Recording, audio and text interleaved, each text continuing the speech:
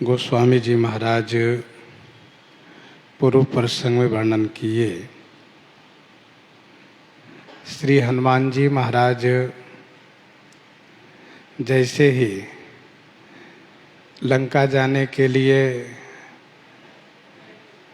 प्रस्थान किए, वैसे ही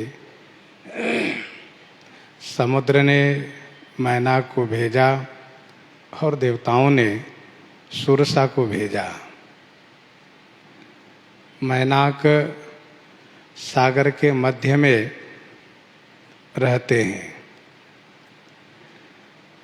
श्री हनुमान जी की गति ऐसी है कि जब तक सागर ने मैनाक से कहा और मैनाक ऊपर आया, तब तक श्री हनुमान जी महाराज मध्य सागर में पहुंच गए। मैनाक को सम्मान पूर्वक उन्हें स्पर्श किए और प्रणाम करके यह कहते हुए कि जब तक श्री राम कार्य संपन्न नहीं हो जाता है, तब तक मैं विश्राम नहीं कर सकता हूँ, ऐसा मैंने संकल्प लिया है। जैसे वहाँ से आगे बढ़े, वैसे ही सुरसा रास्ता रोक करके खड़ी दिखाई पड़ी।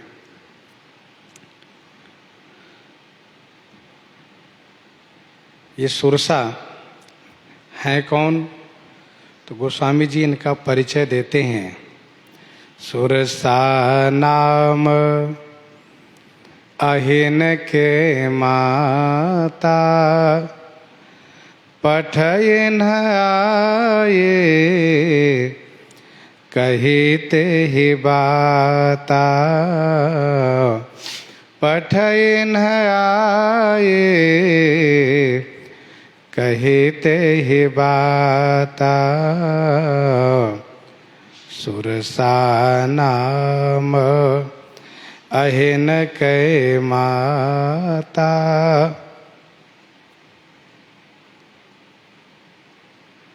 सुरसा नाम है, अहिन कई माता। अहिन माने नागों की माता है।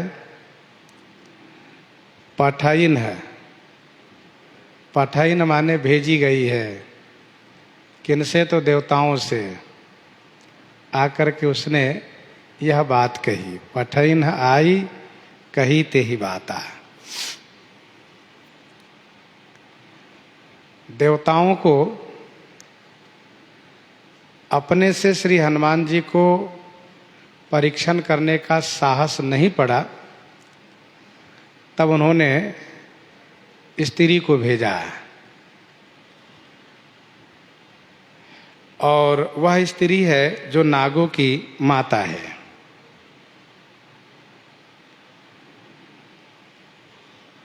देवताओं ने सुरसा से स्पष्ट कहा कि आप राक्षसनी का रूप बना करके उनके रास्ता को रोकिए और उनसे कहिए कि देवताओं ने मुझे आपको आहार के रूप में भेजा है, उनको जाने मत दीजिएगा। देखिए वे क्या कहते हैं, कैसे जाते हैं।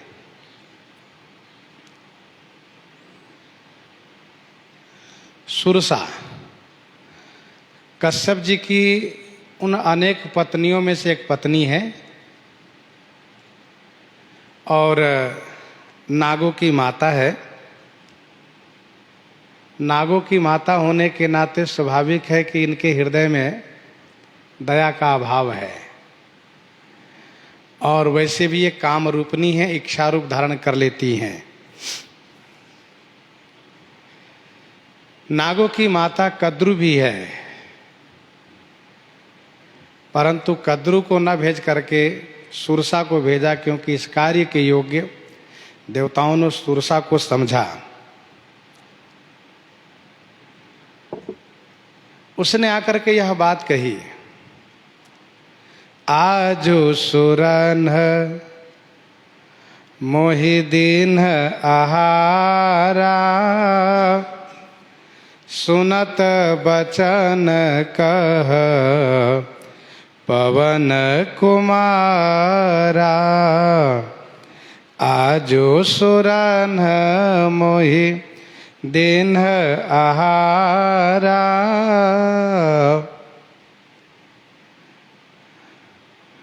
आज सुरन मोहि आहारा दिन है।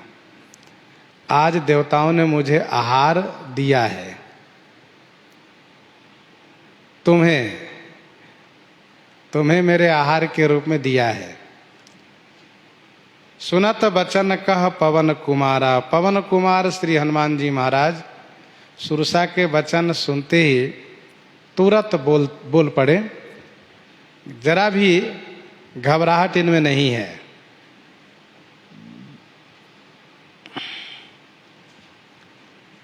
सुरसा कहती हैं कि बहुत दिन से मुझे ठीक से आहार नहीं मिला है।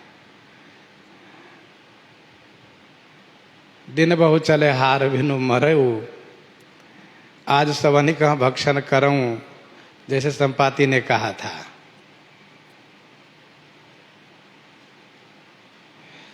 अच्छा, सुरसा ने ये नहीं कहा कि मैं परीक्षा लेने आई हूं, क्योंकि अभी यह कहना उचित नहीं था।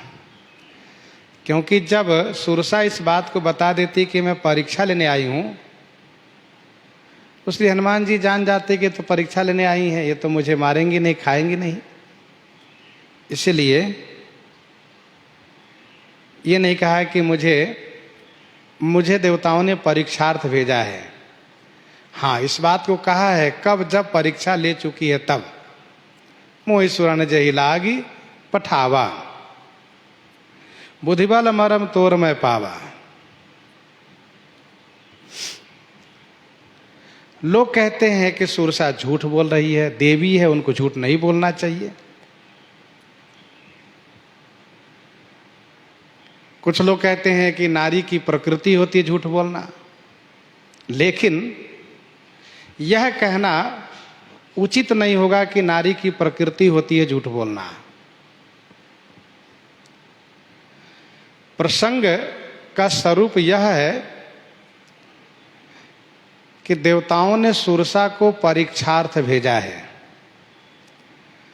और परीक्षा लेने वाले को जिस तरीके से समझ में आता है उस तरीके से वे परीक्षा लेते हैं। जिस तरीके से उनको समझ में आता है उस तरीके से परीक्षा लेते हैं।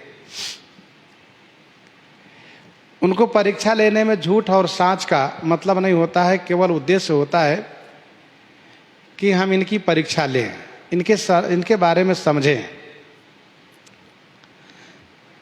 सप्तऋषि लोग भगवती श्री पार्वती जी को परीक्षा लेने जाते हैं, और वे भगवान शिव की निंदा तक कर देते हैं। तो क्या वो निंदा है? नहीं, उद्देश्य है परीक्षा लेना।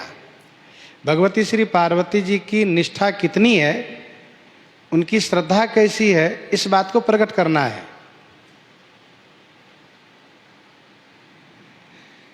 यहां पर सुरसा ने कहा कि देवताओं ने मुझे आहार के रूप में आपको दिया है।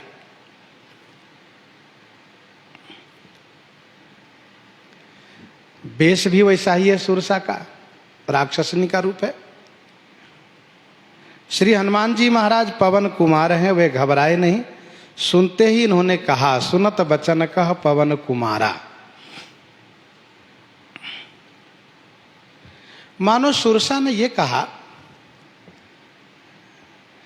कि आप देवताओं के हितार्थ लंका जा रहे हो, और देवताओं ने मुझे आपको आहार करने के लिए भेजा है। तो आप पहले इस बात को समझने का प्रयास करो कि देव द्वारा जो विघ्न है उससे कैसे बच पाओगे। फिर असुरकृत विघ्न से बचने का सोचना। जिनके हितार्थ जा रहे हो वही तुम्हारे लिए विघ्न कर रहे हैं। लेकिन यह ऐसा स्पष्ट कह देना कि विघ्न कर रहे हैं, ये शोभनीय नहीं था। इसलिए कहा कि देवताओं ने हमें आहार के रूप में भेजा है। आहार करने के लिए भेजा है। आज सुरनमय दिन आहारा, अर्थात जिस देवता के कार्य के लिए जा रहे हो वही देवता आपको खाने के लिए मुझे भेजा है। जरा इस बात पर विचार करो। सुरसा ने ये कहा कि मुझे भक्ष्य के रूप में देवताओं ने दिया है, जिससे युद्ध की बात ही खत्म हो जाए, युद्ध करने वाली बात न हो। और भूखा जब भोजन मांगता हो तो भोजन देना यह धर्मात्मा का धर्म होता है। सुरसा ने यह भी कहा कि मुझे ब्रह्मा जी का वरदान है कि मेरा उल्लंघन कोई नहीं कर सकता, मेरे सामने से कोई जा नहीं सकता है। मैं समझती हूँ कि देवताओं ने मुझे आपका आहार दिया है और मैं भूखी हूँ, बहुत दिन के भूखी हूँ, इसीलिए मैं खाना चाहती हूँ, मेरे लिए आहार बन जाओ। तो श्री हनुमान जी महाराज तुरंत बोल पड़े, राम काज करी फिर मैं आवऊं, सीता कै सुधि प्रभु ही सुनावऊं। राम काज करे फिर मैं आवऊं, सीता कै सुधि प्रभु ही सुनावऊं।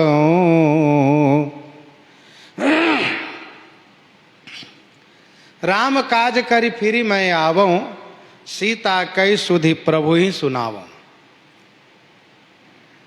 श्री राम जी का कार्य करके मैं फिरी आवूं माने लौटाता हूं, और सीता कई सुधि प्रभु ही सुनावूं।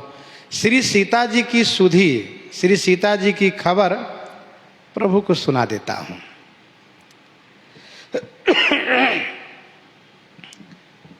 आपने कहा कि सुरन मोहि दीन आहारा, देवताओं ने आप पर उपकार किया है कि आपको भक्ष्य दिया है, भोजन दिया है, तो आप देवताओं का भी उपकार कर दीजिए। देवताओं का उपकार इस रूप में होगा कि मैं श्री राम कार्य करने जा रहा हूं। श्री राम कार्य होने से देवताओं की रक्षा होगी, देवताओं का उपकार होगा। श्री सीता जी को देख करके आकर के मैं श्री राम जी को श्री सीता जी की खबर दे देता हूं। इतना ही राम कार्य, श्री राम कार्य मुझे करने दीजिए। भगवान श्री राम का कार्य है, ये मुझे संपादित करने दीजिए।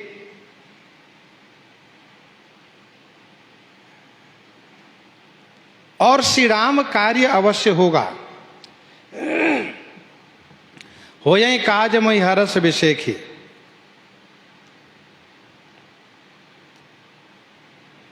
श्री हनुमान जी ने यह भी कहा कि फिर श्री राम जी स्वयं श्री सीता जी को प्राप्त करेंगे। उनमें इतना सामर्थ्य है, उनमें ऐसा बल है कि वे श्री सीता जी को प्राप्त कर लेंगे। कपिसेन संग संघारी निशिचर राम सीता ही आनी है। श्री हनुमान जी ने सर्वप्रथम कहा कि राम कार्य, जिसमें देवताओं का कार्य निहित है। इसके बाद श्री सीता जी का नाम लिया। सजातीय होने से स्वाभाविक है कि सुरसा के हृदय में दया आएगी। एक नारी की व्यथा सुन करके, एक नारी की व्यथा सुन करके, नारी के कष्ट सुन करके संपूर्ण नारी जाति क्लेशित हो जाती हैं, दुखी हो जाती हैं। चाहे वह नारी किसी भी समाज, किसी भी वर्ण, किसी भी आश्रम के हो, यदि उसके प्रति अत्याचार हुआ हो तो यह सुनकर के सभी नारियों को सहानुभूति होती है, सबके हृदय में दया आती है, सबको कष्ट होता है। श्री हनुमान जी महाराज माता श्री सीता जी का नाम लिए, जिससे कि इनके हृदय में भी दया जागृत हो। श्री सीता जी बंदी में हैं, रावण के अधीनस्थ थे, रावण के बंदी में है। तो केवल मुझे उनको देख करके आकर के श्री राम जी को सुधि देना है। और फिर तब तब बदन पैठी हूँ आई, सत्य कहूँ मोहि जान दे माई, सत्य कहूँ मोहि जान दे माई।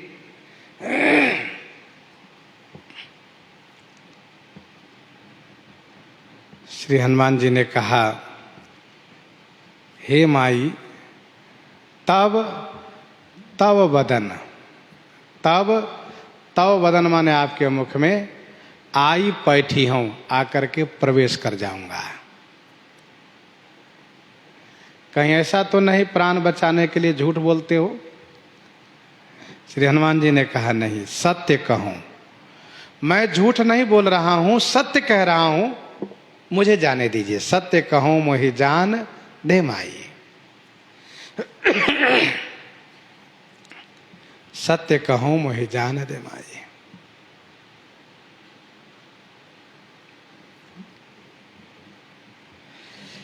श्री हनुमान जी ने बड़े सम्मान पूर्वक इनको माई कहा।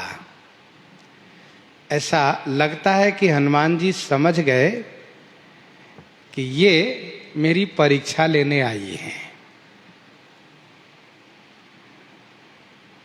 आगे गोस्वामी जी कहेंगे कि सोई छल हनुमान कह किन्हा, तो तासु कपट कपि तुरत ही चिन्हा। पहचान गए कि ये तो सचमुच राक्षसनी है, और हनुमान जी ने तुरंत उसे समाप्त भी कर दिया। अच्छा, हनुमान जी इस बात को कह सकते थे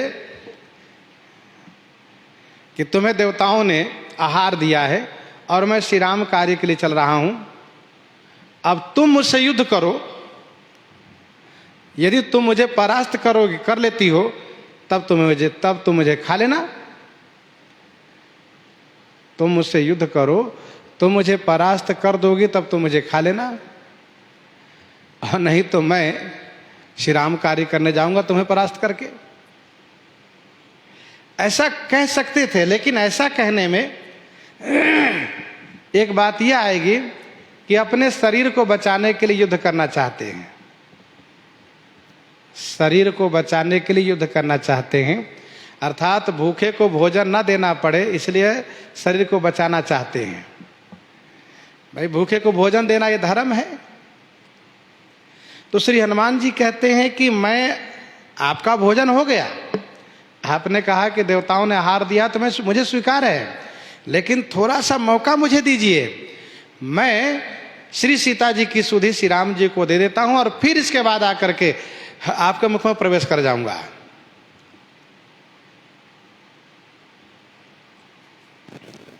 श्री हनुमान जी ने यह नहीं कहा कि तब तू मुझे खा लेना, ऐसा नहीं कहा, केवल इतना ही कहा कि मैं तुम्हारे मुख में आकर के प्रवेश करूंगा। यह भी बोलने में सावधानी है, क्योंकि हनुमान जी जानते हैं कि मुझे कोई खा नहीं सकता, और ऐसा कह दे कि तुम मुझे खा नहीं पाओगी, ये भी कहना ठीक नहीं था। इसलिए कहा कि देवताओं ने तुम्हें आहार दिया है, क्योंकि अन्य रामायण में सुरसा ने स्पष्ट कहा मेरे मुख में आना पड़ेगा, क्योंकि मुझे वरदान है, मेरे सामने से कोई जा नहीं सकता है। देवताओं ने मुझे आहार दिया है तो तुम्हें मेरा आहार बनना पड़ेगा।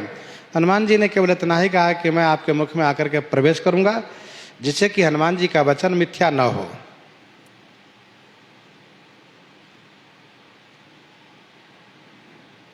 सत्य कहूं मोहि जान दे माई, हे माई, मैं सत्य कहता हूं, मुझे जाने दो।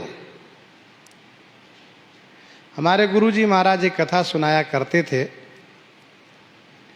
एक सज्जन एकादशी का व्रत करता था, गांव के बाहर मंदिर में जाकर के रात्रि जागरण करता था और द्वादशी के दिन स्नान करके ठाकुर जी की आरती चरणोदक प्रसादी लेकर के वापस आता था। ऐसा वह प्रति एकादशी को करता था। एक एकादशी के दिन उसको जाने में देरी हो गई। रास्ते में एक ब्रह्म पिशाच रहता था। ब्रह्म पिशाच रहता था, उसने इनको घेर लिया और कहा सुनो मैं तुमको खाऊंगा।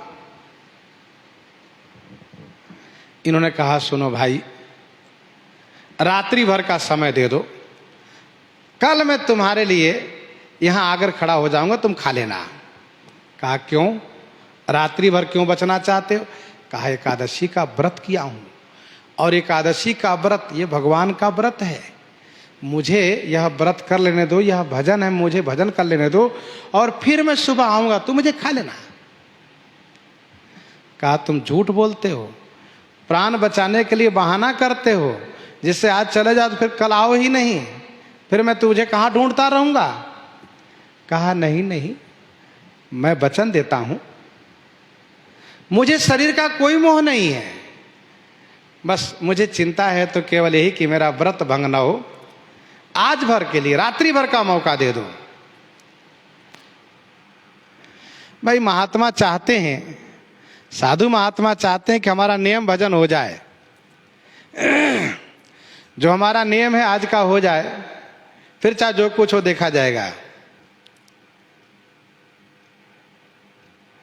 तो बहुत कहने पर उसने छोड़ दिया। ब्रह्म पिशाच ने कहा ठीक है जाओ, समय से आ जाना, ठीक है।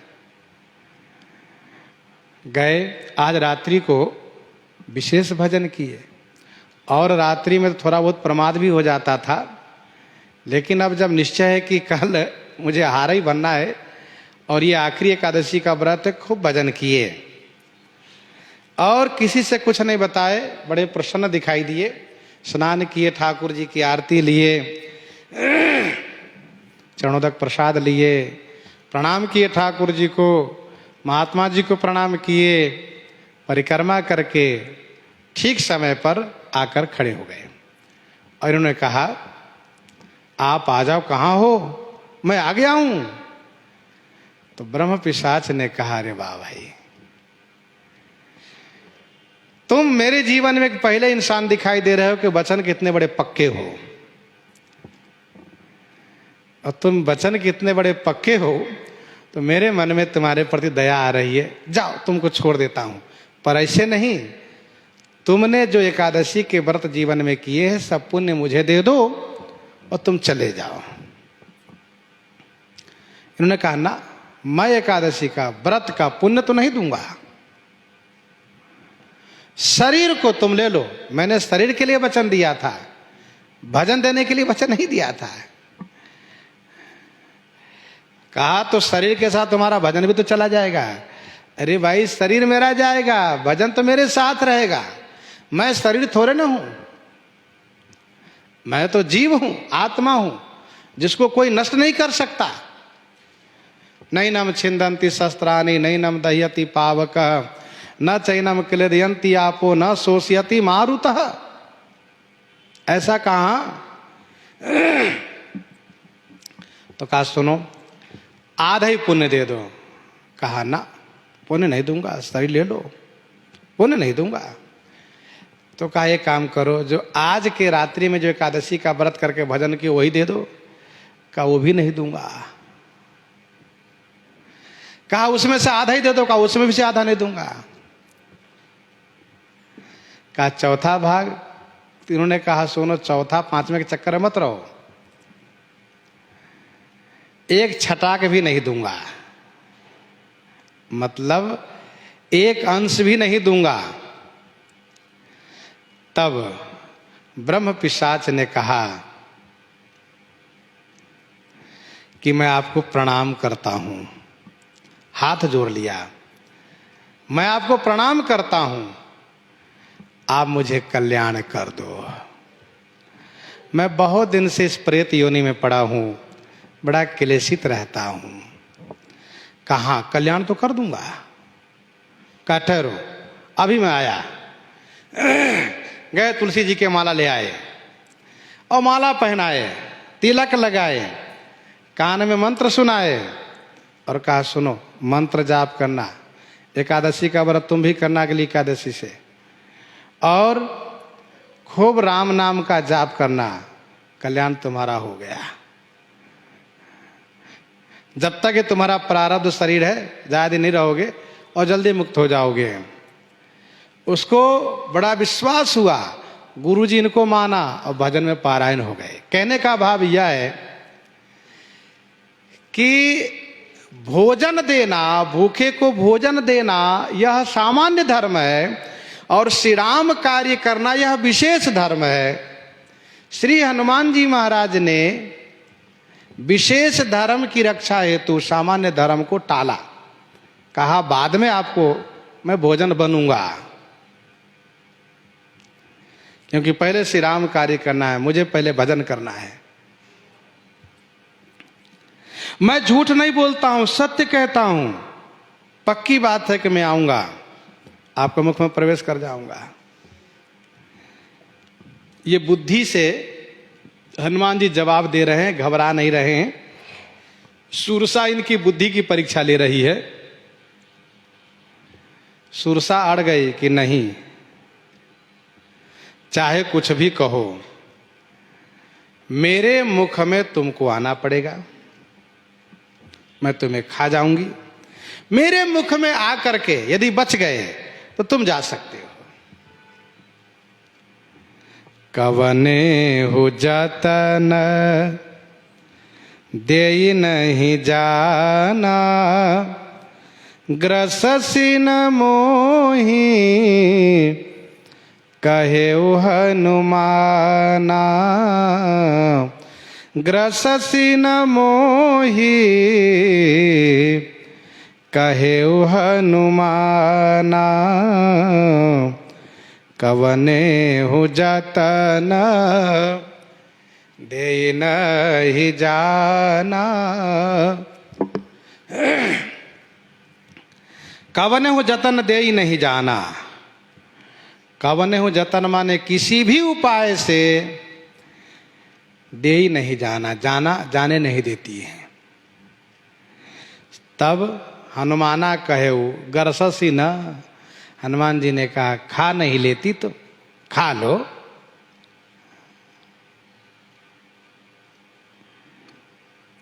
कवने हो जतन, जिस रामायण में जिस प्रकार से हनुमान जी को यत्न करना वर्णन किया गया हो, सभी को गोस्वामी जी ने यहां पर सम्मान करते हुए कहा कवने हो जतन दे ही नहीं जाना। प्रस्तुत प्रसंग में केवल इतना कहा कि मुझे श्री राम कार्य करना है। माता श्री सीता जी की खबर लंका से लाकर के श्री राम जी को देना है, फिर मैं आकर के आपका आहार बन जाऊंगा। नीति के दृष्टि से श्री हनुमान जी ने साम नीति लगाई। साम नीति लगाई, इन्होंने कहा माई, माई कहना साम नीति है। और तब तुव वदन पैठी हूं आई, यह दाम नीति है। अब जिसको मां कहा है, जो देवी है, उनसे उनको दंड और भेद नीति करना ठीक नहीं है। उनके साथ भेद नीति और दंड नीति अपनाना ठीक नहीं था। तो श्री हनुमान जी महाराज ने कहा फिर आप खा क्यों नहीं लेती हैं? गरससी ना मोहि कहे हनुमाना, खा लो मुझे। अच्छा, सुरसा भी खाने को नहीं दौड़ी थी, सामने खड़ी होकर के इस प्रकार से कहने लगी थी कि देवताओं ने आहार रूप में भेजा है तुम्हें, देवताओं ने मुझे आहार दिया है तुम्हें। हनुमान जी समझ गए कि यदि यह राक्षसनी सचमुच होती तो मुझे खाने के लिए दौड़ पड़ी होती। फिर वो पूछती नहीं, कहती नहीं कि मुझे खाना है। श्री हनुमान जी ने कहा खा लो, खा लो। बुद्धि की परीक्षा सुरसा को मिल रही है। हनुमान जी तमाम तरह के बुद्धि का प्रयोग किए, पर किसी बुद्धि को उसने सफल नहीं होने दिया। अब बल की परीक्षा हनुमान जी देने जा रहे हैं। सुरसा समझ गए कि बहुत बुद्धि लगाते हैं हनुमान जी, बहुत बुद्धि लगाते हैं, अब बल का प्रयोग करना है। लेकिन बल के प्रयोग में ऐसा नहीं कि मारपीट करना है, सो नहीं। अब देखे कैसे खा लेती मुझे। दोहावली में लिखा है 433 में गोस्वामी जी ने, जो मधु मरई न मारिए माहुर देई सुकाऊ, जो मधु मरई न मारिए माहुर देई सुकाऊ, जग जीति हारे परसुधर हारि जीते रघुराऊ, जग जीति हारे परसुधर हारि जीते रघुराऊ, ग्रससि न मोहि कहु हनुमाना। जो जन भरी तेहि बदन पसारा, कपितनु कीन्ह दुगुन विस्तारा, जो जन भरी तेहि बदन पसारा। तेहि उसने सुरसा ने जोजन भरी माने एक जोजन का मुख फैलाया, जोजन भरी तेहि बदन पसारा, कपितनु कीन्ह दुगुन विस्तारा। कपि श्री हनुमान जी ने अपने शरीर को दूना विस्तार किए। कपितनु कीन्ह दुगुन विस्तारा।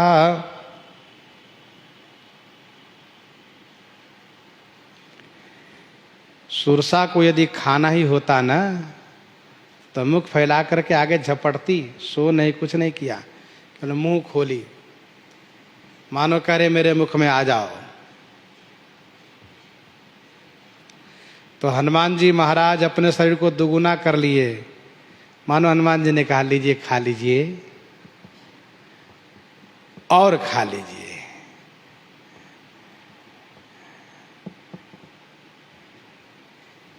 एक योजन का मुख सुरसा का हुआ 4 कोस में, हनुमान जी का शरीर 8 कोस में, 2 योजन का शरीर बना दिया इन्होंने।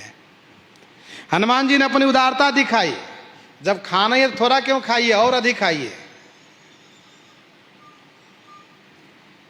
जो जन भरीते ही बदन पसारा। लंका कांड में वर्णन है, करी चिक्कार घोर अति धावा बदन पसारी। जब उसके हाथ काट लिए गए कुंभकर्ण के, तो उसने मुख फैला करके, मुंह खोल करके दौड़ा। करि चिक्कार घोर अति धावा बदन पसारी, गगन सिद्ध सुरत्रासिता हा हा हेति पुकारी। यहां सो बात नहीं हुई, मुंह खोल करके इसने झपटा नहीं, आगे नहीं बढ़ी सुरसा। अच्छा, सुरसा का मुख उत्तर दक्षिण तरफ नहीं बढ़ रहा है, और स्वाभाविक है कि उत्तर दक्षिण बढ़े कैसे, क्योंकि सामने खड़ी है। तो सुरसा के नीचे वाला डाढ़ पानी में सटा हुआ है और ऊपर वाला डाढ़ बढ़ता चला जा रहा है ऊपर की ओर, मुंह खोलती चली जा रही है। बाप रे, 4 कोस, बहुत दूर हो गया। 4 या 12 किलोमीटर का मुख हो गया। अभी तो 1 ही योजन का मुख हुआ फिर भी, लेकिन हनुमान जी भी कम नहीं है, तुरंत 8 कोस का शरीर बना दिए। कपितनु कीन्ह दुगुन विस्तारा। सोरह जो जन मुख तेहि ठयऊ, तुरत पवन सुत 32 भयऊ, तुरत पवन सुत 32 भयऊ। सोरह जो जन मुख तेहि ठयऊ, तेहि 16 जोजन मुख ठयऊ, तेहि उसने 16 जोजन का मुख कर लिया। हनुमान जी महाराज तुरत पवन सुत 32 भयऊ।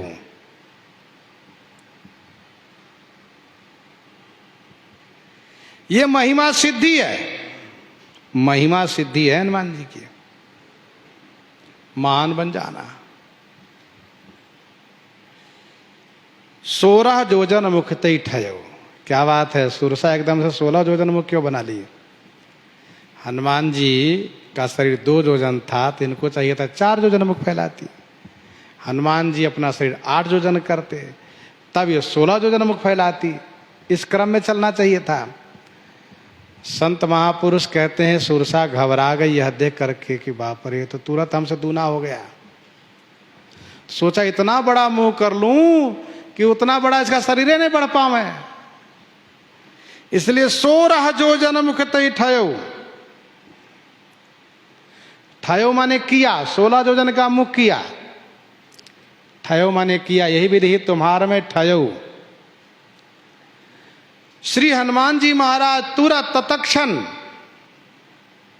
32 योजन के हो गए। तुरंत पवन सुत 32 भयो।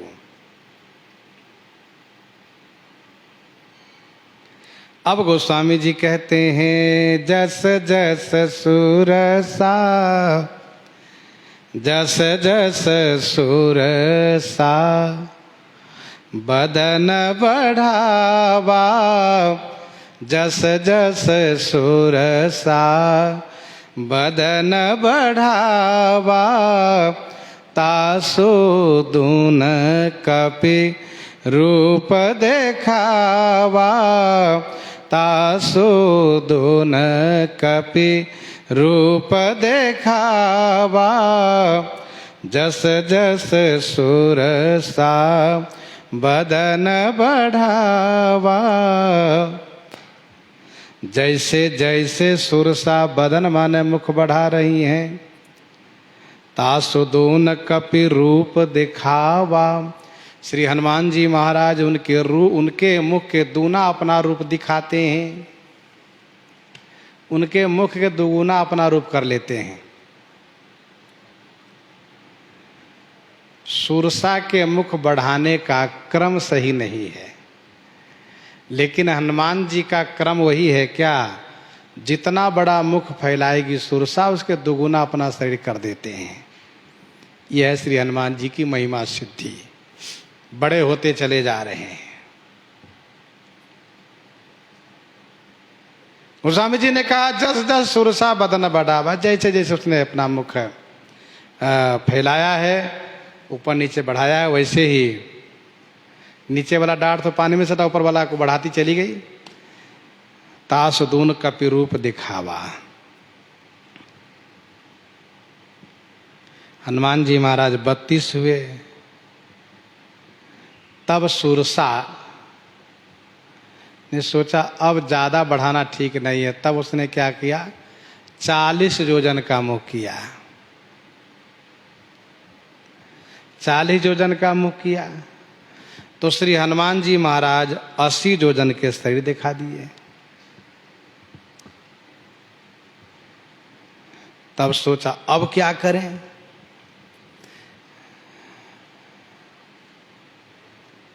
सत योजन ते ही आनन कीन्हा, अति लघु रूप पवन सुत लीन्हा। सत योजन ते ही आनन कीन्हा, अति लघु रूप पवन सुत लीन्हा। सत योजन ते ही आनन कीन्हा, ते ही उन्होंने सत योजन माने 100 योजन का आनन माने मुख किया। सत योजन ते ही आनन कीन्हा, अति लघु रूप पवन सुत लीन्हा। पवन सुत श्री हनुमान जी महाराज ने अति लघु रूप लीन्हा, अति से लघु रूप माने छोटा रूप धारण किया। अति लघु रूप पवन सुत लीन्हा। सत योजन ते ही आनन कीन्हा, उन्होंने 100 योजन का अपना मुख फैला लिया, 400 कोस। आकाश में ऊपर वाला डाढ़ चला गया, इतना ऊंचा, बहुत दूर हो गया। अब 100 योजन 400 कोस किसी को दिखाई भी नहीं देगा। तो गिरही दृष्टि अपार। 7 योजन ते आनन किन्हा। श्री हनुमान जी ने सोचा ये बढ़िया मौका है। 100 योजन ऊंचा मुख इन्होंने फैलाया है, अब इनको मुख समेटने में समय लगेगा। ऊपर वाले डाढ़ को नीचे गिराने में समय लगेगा, तब तक तो मैं इनके मुख में घूम फिर करके टहल के आ जाऊंगा। अति लघु रूप पवन सुत लीन्हा। पवन सुत अति लघु रूप लीन्हा। अति लघु रूप जैसे कि मस्तक समान रूप कपिधरी। ये श्री हनुमान जी की अणिमा सिद्धि है। अणिमा सिद्धि है यह। तुरंत छोटा बन गए। आनंद रामायण में वर्णन है कि अंगुष्ठाकार के बन गए और झट से छोटा बन करके फट से उनके मुख में गए। और जब तक वो अपना ऊपर वाला मुख को डाढ़ को समेटेगी, जैसे मुख बंद करना चाहेंगे तब तक निकल के बाहर आ गए। भाई 100 योजन का मुख हो गया और उस मुख में स्वाभाविक है कि वायु भरा हुआ है। एकदम से तुरंत किसी का ढक्कन नहीं लगाया जा सकता है। मुख बंद होगा, थोड़ा टाइम लगेगा। श्री हनुमान जी अति लघु रूप पवन सुत लीन्हा। पवन सुत श्री हनुमान जी महाराज अत्यंत छोटा रूप धारण कर लिए।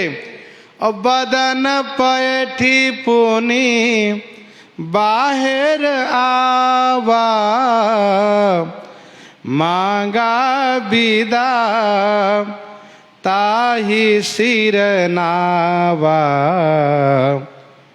बदन पैठी पुनि बाहर आवा।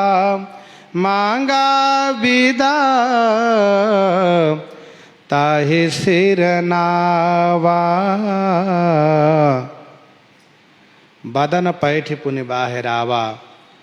बदन पैठी माने मुख में प्रवेश करके, पुनि माने फिर बाहर आ गए। मांगा विदा ताहि सिरुनावा।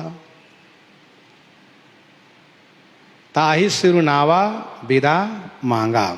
ताहि उन सुरसा को श्री हनुमान जी ने प्रणाम किया और विदा मांगा। श्री हनुमान जी ने उन्हें माई कहा था, उस माई भाव को निर्वाह किया, इसलिए उनके मुख में जा करके बाहर आ गए और बाहर आकर के इन्होंने उनको प्रणाम किया। बदन पैठी पुनि बाहर आवा। आराम से मुख में घूम के बाहर आ गए।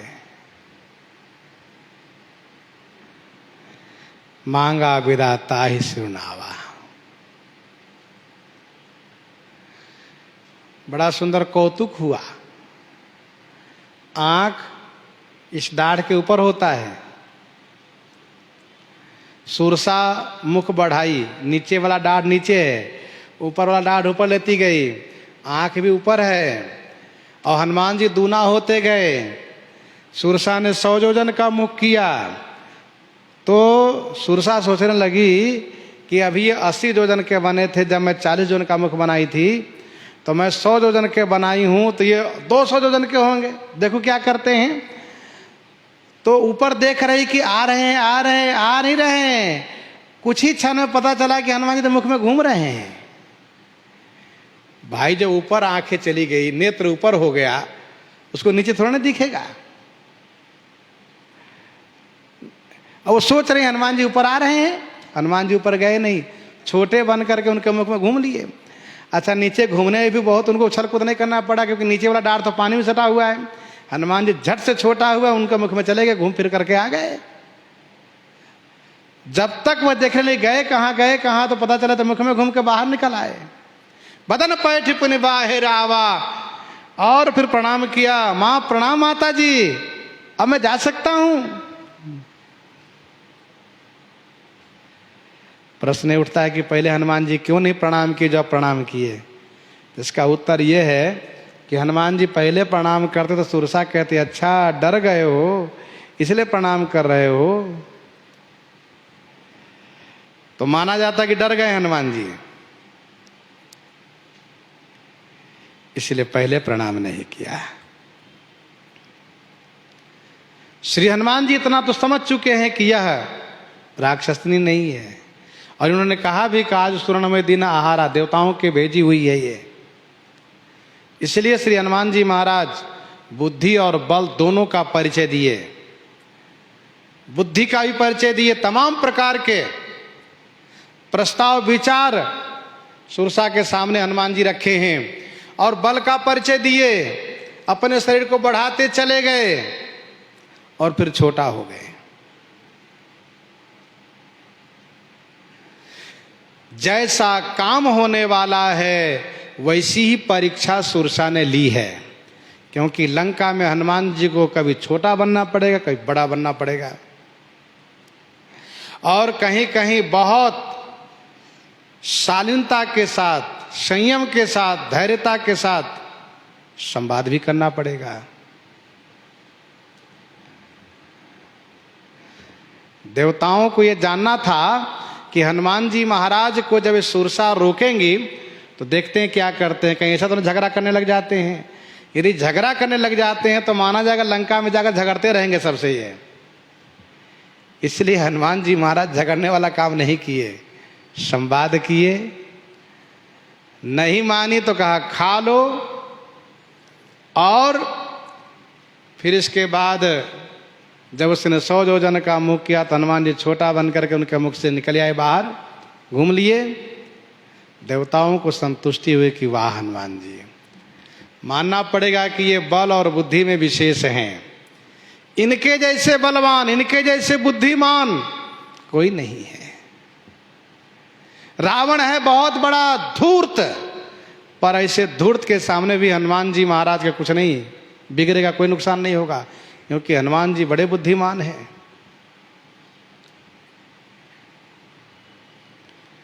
मोहि सुरन जेहि लागी पठावा, बुद्धि बल मरम तोर मैं पावा। मोहि सुरन जेहि लागी पठावा। हनुमान जी, सत्य तो ये है कि देवताओं ने मुझे जिस वास्ते भेजा था, आपके बल और आपकी बुद्धि की परीक्षा लेने के लिए, सो हे हनुमान जी, तोर बुद्धि बल मरम मैं पावा। आपके बल और आपकी बुद्धि के मरम ने भेद पा लिया, मैंने पा लिया। मोहि सुरन है जेहि लागी पठावा, बुद्धि बल मरम तोर मैं पावा।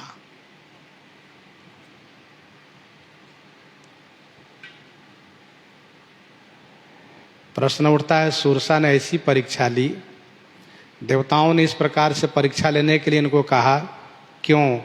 इसका उत्तर यह है कि जिस लंका में हनुमान जी जा रहे हैं उस लंका में राक्षसनी है, राक्षस है।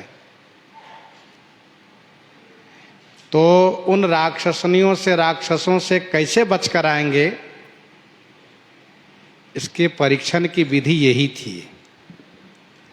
जैसा कार्य होता है वैसी परीक्षा ली जाती है। आज भी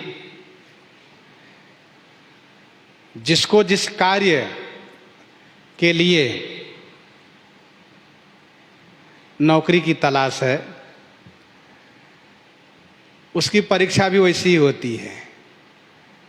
परीक्षा में पास हो गए तब उनको माना जाता है कि हाँ ये ठीक है, काम कर ले जाएंगे। योग्यता देखी जाती है। तो लंका में उन राक्षस राक्षसनियों के बीच जहां की सब कामरूप है, मायावी हैं, उन लोगों के बीच से बच के आना, सकुशल आ जाना, ये बहुत बड़ा काम होगा। इसलिए ऐसी परीक्षा ली गई है।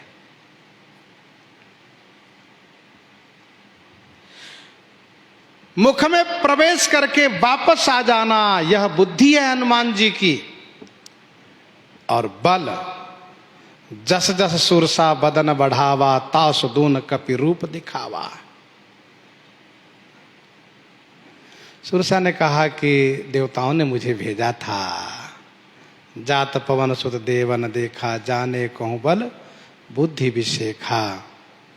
सोहे हनुमान जी, मैंने आपकी बुद्धि और आपके बल को परीक्षा ले लिया, भेद मिल गया मुझे।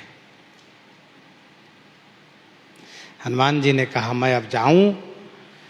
सुरसा ने कहा मेरे आशीर्वाद को लेते जाओ। हनुमान जी, राम काज सब करी हहु,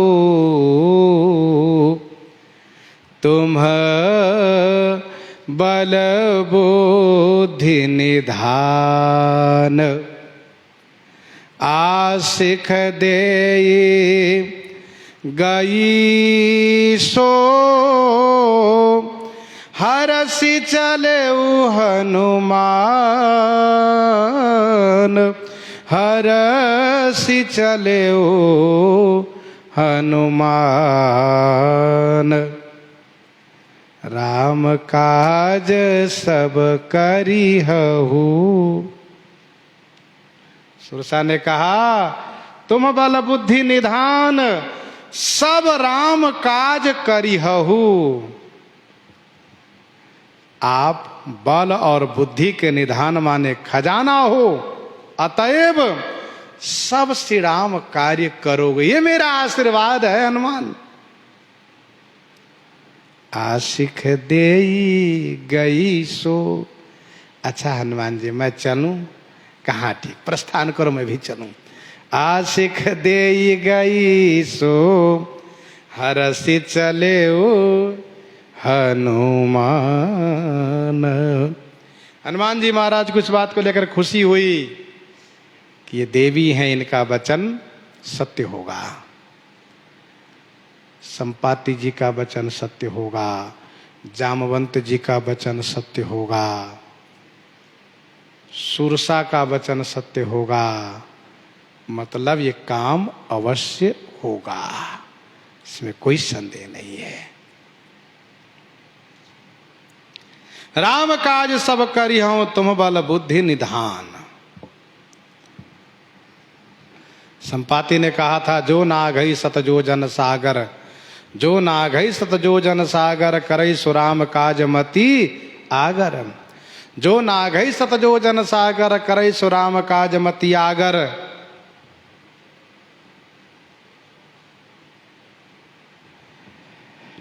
तो यहाँ पर वह बात हनुमान जी में देखी जा रही है, समुद्र नांगना भी और बुद्धि के स्थान भी, बुद्धिमान भी। श्री हनुमान जी महाराज बुद्धिमताओं वरिष्ठम है।